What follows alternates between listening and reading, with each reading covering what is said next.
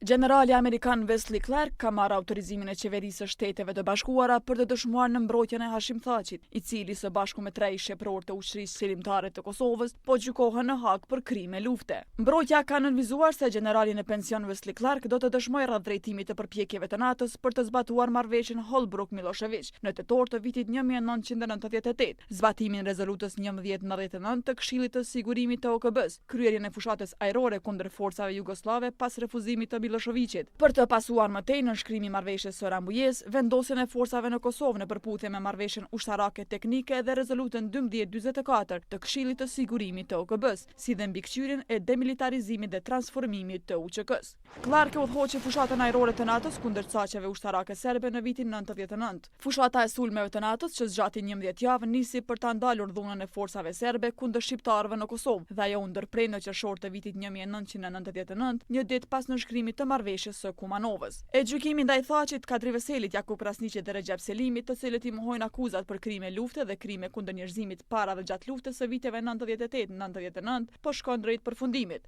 Logjikisht tu e pas parasysh se nuk janë ofru prova, nuk ka dëshmi të relevante.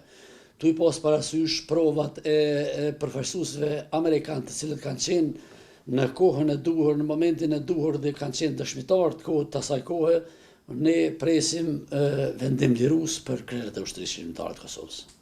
Ende nuk është qartësuar dita e saktë se kur generali Clark do të ulet në bankën e dëshmitarit të mbrojtjes. Sipas njoftimit të mbrojtjes, ai mund të dëshmojë para 18 apo 19 nëntorit. Ndonse mbrojtja kishte parashikuar se dëshmitarët do t'i kryente deri më 14 nëntor, gjykata tashmë ka lejuar kohë shtesë. Mbrojtja i ka kërkuar gjykatës të rezervojë të premten e 21 nëntorit për një seancë shtesë, në rast se kjo do të jetë e nevojshme për ta përmbyllur dëshminë e generalit Clark. Në mbrojtje të Thaqit kanë dëshmuar ish ndihmësi i sekretarit amerikan të shtetit James Rubin, këshilltari ligjor i delegacionit të Kosovës gjatë negociatave në Rambuje më 99 Paul Williams dhe ish diplomati britanik John Duncan. Të gjithë në dëshmitë e tyre kanë nënvizuar se Thaçi nuk kishte autoritet mbi UÇK-n.